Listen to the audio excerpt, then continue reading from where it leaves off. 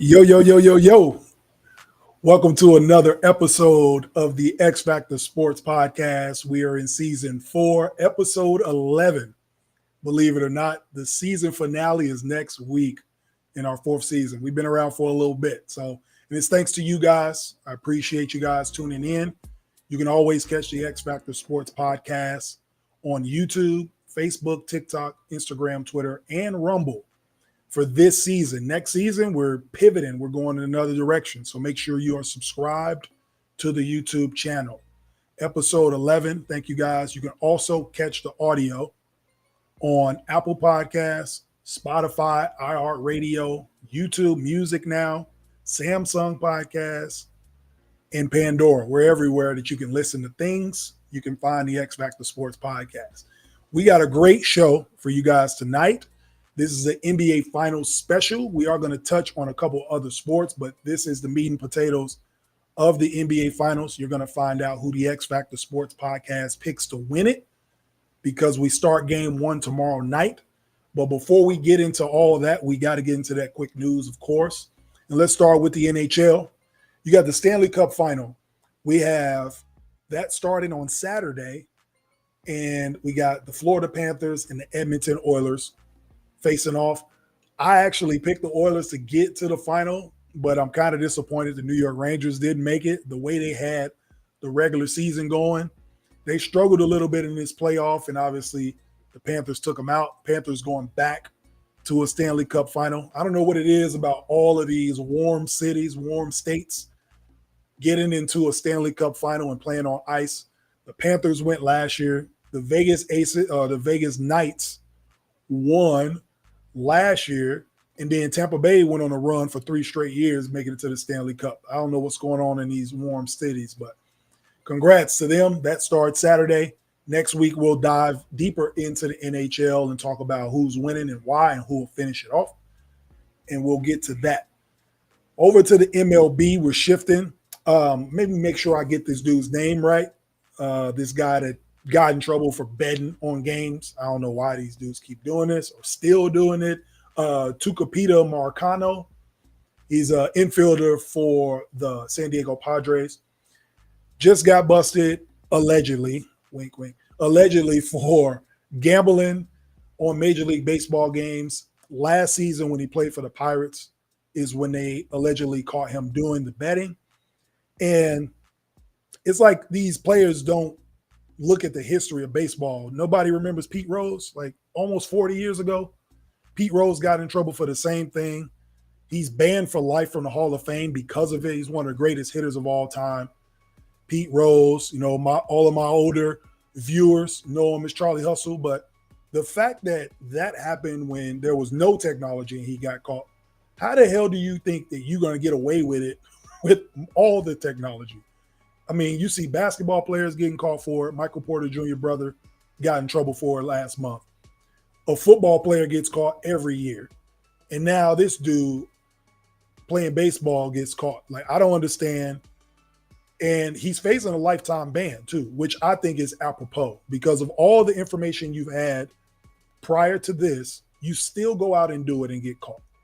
So a lifetime ban maybe will put these guys in their right place. Stop betting on baseball if you're playing baseball. Like, you make a lot of money. There's no salary cap in your sport. Yeah, you're still trying to bet, make an easy buck. It's like stealing a car and getting caught in the parking lot. Like, just why? Like, you're on camera. Stop doing it. So we'll see what happens with these athletes. We'll see if he gets banned for life, but that's what's happening in MLB. It just happened a couple days ago. On to the NFL, though, with the quick news. Congratulations to the wide receivers. It is wide receiver season. Justin Jefferson just signed the largest contract in NFL history outside of a quarterback position. 4 years, $140 million, and about 80-something guaranteed. So congratulations to Justin Jefferson. Largest so far. I'm sure Jamar Chase and CeeDee Lamb are excited to see that because they haven't signed their deals yet. And that's the way it goes in sports. You always look to see who got the bag first. And then in your position, if you can follow that up and make more. Honestly, out of those three, Jamar, CeeDee Lamb, and Justin Jefferson, I think that Justin Jefferson is the best receiver anyway. It probably won't look like it this year with Kirk Cousins being gone. We'll see. I don't know if J.J. McCarthy can make him look like a $35 million a year wide receiver, but congrats to him getting that money.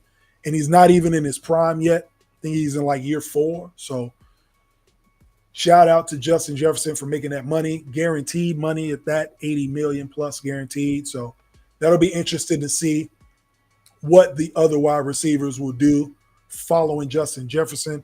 I know Tyreek Hill wants money now that Jalen Waddle got paid before Justin Jefferson. I know Tyreek will be looking for a bag next year or the next 2 years, or he might retire. I've actually heard him talk about retirement. So we'll see what happens. But contracts are good for the sport. It elevates the game. And then obviously with these TV deals, there's more money going into ownership. I don't fight for billionaires, so pay these players. That's how I feel about it. They should all get guaranteed money anyway. So while we're talking about sports and guarantees, we know nothing is guaranteed in sports when it comes to winning, but we are going to segue into the NBA, and we're going to talk about Kyrie Irving. All right. Kyrie Irving, his career has, in the last couple of years, I guess you can say, has been tumultuous, up and down. But I feel like Kyrie Irving is one of the best players to ever play the game. Just from using my own 2 eyes and watching a basketball player, I don't worry about what's happening outside the court. I don't know these guys personally. I can take it for what it is. He's one of the most skilled players to ever play. And the fact that he is not on the NBA's top 75 list is ridiculous to me. Yes, I know the top 75 list came out a few years ago, but it makes sense to talk about Kyrie Irving now just because of the shift that's happened in his career now that he's in Dallas and they're in the NBA Finals. So you guys let me know what you think. Of course, you can like, share, and subscribe on YouTube. Does Kyrie Irving deserve to be on that top 75 list? And obviously, we have to bump somebody out of there if he is, but I believe so. Universally regarded as the most skilled player in the NBA today. So how is he not on the top 75 list as one of the most skilled players ever? I can tell you why. The media has way too much control over these players' careers, over their legacies, okay? The fact that the media gets to vote for all NBA, all defensive first team, coach of the year, MVP, all these awards is a problem for me. Because 9 times out of 10, the media member did not play the sport at all, and they definitely didn't play at the highest level. So why do they get so much power over a player's legacy? Because they don't like the player. If y'all remember years ago when Shaq won the MVP in 2000, he would have been the first player to win unanimously. It was one little beat writer in Philly that didn't give him the vote because he liked Allen Iverson. Like, that's crazy. So if we change the way we do the voting, a lot of these things in history will be different. So in the case of a Kyrie Irving, think about it this way. If former players that are still around the game, obviously you got coaches that were former players, you got executives, GMs, ownership, but you got media members as well that are still around the NBA, podcasters. They know the game, they played the game, they understand the NBA. If you get former players and you get coaches and former coaches to make these votes, make these decisions, I think that would change the landscape of how the voting works in all sports, not just in the NBA, but even in NFL. You get former players, you get former coaches and current coaches voting for these players for MVP. It will make a lot more sense. The voting would hold a lot more merit, I believe. If I'm watching it and I see the ballot and I see who's voting for these guys, if Nikola Jokic is the MVP of the league, but I know that Akeem Olajuwon, Shaq, Tim Duncan, David Robinson, like I know that is the caliber of people that are voting for him. I'm like, okay, I can understand that. Like now we have former MVPs actually voting for MVPs, former defensive player of the years, so on and so forth. So how does this coincide with Kyrie Irving? The fact that the media is dragging him or was dragging him through the mud, now everybody's backpedaling and apologizing because they see the greatness of Kyrie on this Dallas Mavericks team. They see his leadership. They see that he can work side by side with Kyrie Irving. He can work with Jason Kidd, a former point guard, NBA champion, head coach. He can ingratiate himself with his teammates and see success. This is the same stuff that was happening when he played in Cleveland with LeBron, but everybody is on his back and they're not realizing the relativity of it. Kyrie Irving was 24 years old when he won a championship. How soon we forget. This was 8 years ago when Kyrie hit that shot and won a championship with LeBron. He was still figuring himself out. It's 24-year-olds now that don't even know how to fill out job applications, let alone be in the NBA and be one of the best players and hold the pressure of that day-to-day on their shoulders and navigate through life as a 24-year-old. So growing up in the eyes of the media, and just because he doesn't acquiesce to what the media wants him to, or he doesn't talk to them the way they want him to talk, and he doesn't portray himself the way he should, and he's growing up right in front of their eyes, he gets a bad name for how he feels or his religious beliefs or how he looks at the world.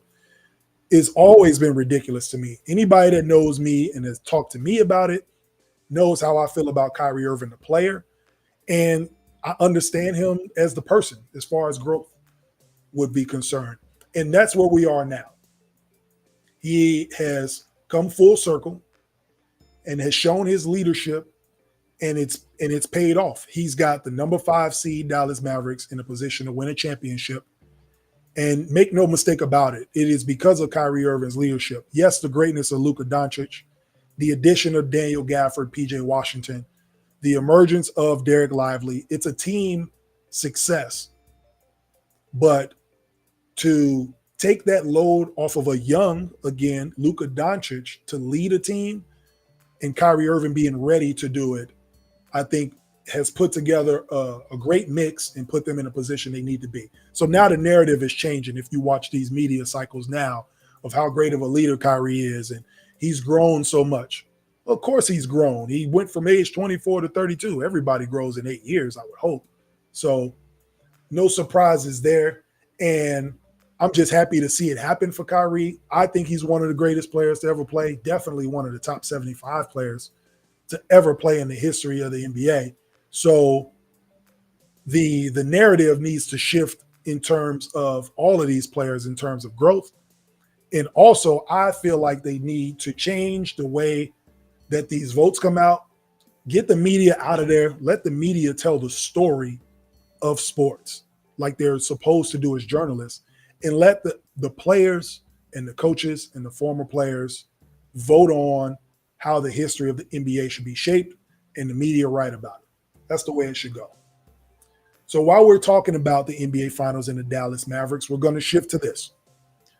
Why you all are here, right? The NBA Finals. Who do we have winning and why and which direction we're going in? We're going to keep it on the Dallas Mavericks. We're going to talk about them. Before we do, though, congratulations to Jason Kidd and Joe Mazzulla. For the third time in NBA history, we have 2 black head coaches going against each other in the NBA Finals. So congratulations to them getting their teams to the NBA Finals. I know it's crazy to hear a predominantly black sport, and it's the third time ever we got 2 black coaches going head-to-head. But that's where we are, so congrats to them. And they are good and great coaches, so much deserving. They worked their way through the East and Western Conference, and here we are. So I'm excited to watch Game 1 tomorrow because of it. But with this final, there's a lot of storylines we can get into. We can be here for hours talking about it, but because we're running the show, we're going to make sure we get to the meat and potatoes and the specific points of the finals and who would win and why. One of the big storylines you will hear about, and we'll dive into it, are the best duos. Again, with this recency bias, everybody's on Kyrie and Luka. They're the best duo in the league. They're making this run. Everybody just pump the brakes, all right? They're not the best duo in basketball. This is their first run in the NBA Finals, or in the NBA playoffs, rather, all right? And this is only Kyrie and Luka's second year together. I heard on one of the games they won in the last series, somebody was saying, are they the greatest duo ever? Like, are we just hunting for clicks? Like, how are they the greatest duo ever after winning a playoff series? Like, We just gonna disrespect Steph and Clay, Joe Dumars and Isaiah. Like, let's relax on the best backcourt ever taught. All right, they got to win a championship at least once before we get into that. Gail Goodrich, Magic Johnson, Byron Scott, Magic Johnson. The list goes on and on, right? Even right now, I don't think they're the best duo in the league. If you want to argue backcourt, sure. But the best duo in the league is in the Eastern Conference, and that's Jason Tatum and Jaylen Brown. All right? Think about it this way. They're 26 and 27 years old. They played in over 100 playoff games together. They're in their second NBA Finals together. They have made the playoffs every year of their career. I would say as far as runs go, because Steph and Clay are older now, right now, if we're talking, Jason Tatum and Jaylen Brown are the best duo in basketball. They give you the production. They play on both ends. They've become from young leaders to veteran leaders, and they're not even in their prime yet. That's the scary part. They could be the best duo in basketball for the next 5 years if they stay together. So it's crazy what a winning culture can do for teams. So I like Dallas in terms of their duo with Luka and Kyrie, but they're not the best duo for sure. It's been an impressive run in this first run, but I feel like they got a lot to get accomplished before we can start talking best duos. But if we talk about the matchup itself, the Dallas Mavericks, for what they did in this playoff run, for what they did this season, should be commended with the addition to Daniel Gafford and PJ Washington midseason. Again, I talked about it earlier, the emergence of Derek Lively. I'm sure Jason Kidd did not expect a rookie to play such a huge role in their success and getting to the finals. I honestly had OKC beating Dallas in the second round. Of course, I had Dallas beating the Clippers. They always beat the Clippers. It's like they purposely positioned themselves to play against the Clippers in the playoffs just to beat them again. So everybody knew that first round series was going to be over. But they turned some heads beating the OKC Thunder.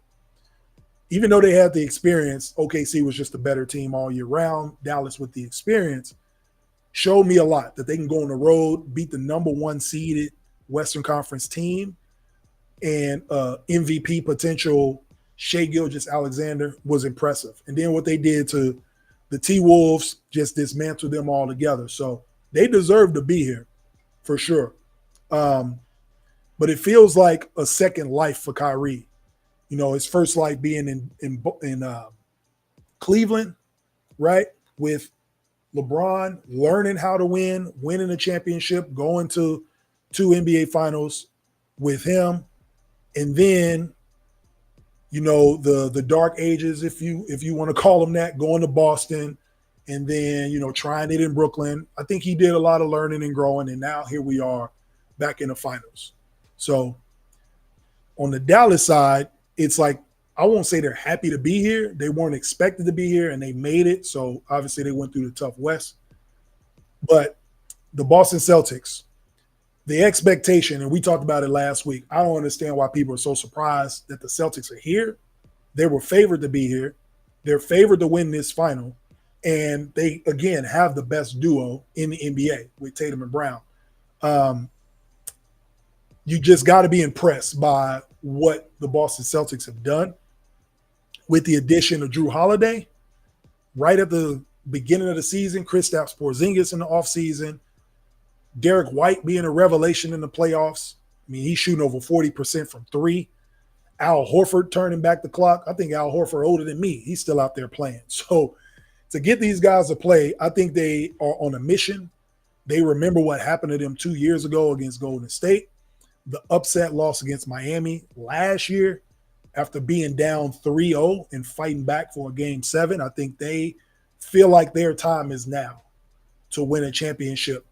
And again, the media, I feel like I'm attacking the media today, but I don't care. So with that, about these duos, right? Let me circle back around to that. With Tatum and Brown, all they talked about was breaking these two up early in their career. I don't think it's going to work. Whose team is it? Like, are they ever going to win a championship together? Everybody was quick to break them up when they were losing in the playoffs to LeBron in Cleveland and when they lost to Miami. Everybody was quick to break them up. But how soon we forget about the history of the NBA, right? Shaq and Penny, they got broken up because everybody was talking about whose team it is. So Shaq wanted to leave because, Penny was getting all the love. We talk about a young T-Mac and a young Vince in Toronto. That got broken up before it could reach its potential. We had KD, Russ, and James Harden in OKC. They made it to one final, and that got broken up. CP3 and Blake Griffin, Lob City, and the list goes on and on and on. I guess where I'm going with that is I'm naming these dynamic duos and trios that got broken up before winning the championship. Tatum and Brown have a second chance, and that rarely happens in the NBA, in sport, period. The fact that they even stayed together this long, through all the media scrutiny, through all the rumors of trades and breaking up, the fact that these two young men were able to stick it out together and get back to a final, it might be their time. And I think the odds are in their favor. So with that, obviously you can tell I'm kind of segueing into who I think is going to win this championship. And I got the Boston Celtics winning the NBA Finals. All right. I actually got the Celtics in 6. I'm going to give y'all a game where I think it's going to be over. I got the Celtics in 6 games. They've been the best team all year, and they've been favored to go to the finals. They're the favorite in this series. Even if Kristaps Porzingis didn't play, they were the favorites, but he is going to play tomorrow in game 1. So that gives them even more motivation to win. And I'm going to tell you the truth. Kyrie, if you have kids, young kids that are going to be watching NBA Finals, watch the first 2 games on mute, because the stuff the Boston fans are about to be saying to Kyrie is going to be way past explicit, all right? If y'all ever watched the game where the Celtics are booing somebody or saying stuff, what they're about to do to Kyrie Irving is going to be crazy. So make sure you got them first 2 games on mute for sure. But a lot of reasons why I think the Celtics will win, not just because they've been the best team all year. They're the best defensive team in this series. They're going to make Luka work. So we can get into the technical reasons of that, dive in for my basketball fans. Luka is finally going to be in a series where he can't rest, where he can't lay off. All right. He could lay off against Mike Conley in the last series. He can lay off against Lou Dort in that OKC series. He's not an offensive threat. He's more of a defensive guy. In the first round series, he can lay off on Terrence Mann. In this series, you can't hide Luka, right? All 5 players are offensive threats. They're going to try to get screen and roll action on him to mismatch him with Jaylen Brown or Jason Tatum. He can't relax on Derek White. Derek White shoots 45, 46% from 3. Drew Holiday is a veteran with size, and he's going to defend as well. So where do you hide Luka defensively when we get into the nuts and bolts of this series? I think that's going to be the difference. Yes, Luka's going to get his points. In the regular season, I think Luka damn near averaged a triple-double in the 2 games they played, but Boston won both games by double digits. Yes, it's the regular season. But my point is the adjustments that the Dallas Mavericks are going to have to make, I think, are going to be far more greater than the adjustments the Celtics will have to make. The Celtics can just be themselves. Be who you've been all season long. You've been the best team. You're one of the best offensive teams. And when you come up the court, you hunt for those high pick and roll mismatches. Kyrie Irving being a smaller guard, he'll probably be able to hold his own against Derek White. But he won't be the problem. It's Luka playing on both ends for 48 minutes. And that's, I feel like, what he was able to do in the last series. He was able to rest a little bit on defense, and he won't have time to rest on defense in this series. Even when Pritchard comes in the game, he's a different look than Derek White and Drew Holiday, but he's like an Energizer bunny. So even with that coming in off the bench, that gives Luka a different look defensively, where he's got to run all over the court and see where Pritchard is going to be. So that's why I think the game will be won. I know it's surprising to hear like Luka Doncic will be the one targeted, but remember in the last series, the defensive player of the year was getting targeted in ISO. So it's possible, right? Those things can happen. And I feel like that'll be Boston's game plan. They have the team. They're the deeper team. I feel like they can go to Dallas and get one. That's all they need to win it in 6 is to go get one out there. But no disrespect to the Dallas Mavericks. They got here for a reason. They overcame all the odds. As a 5th seed, they can make history if they win this title.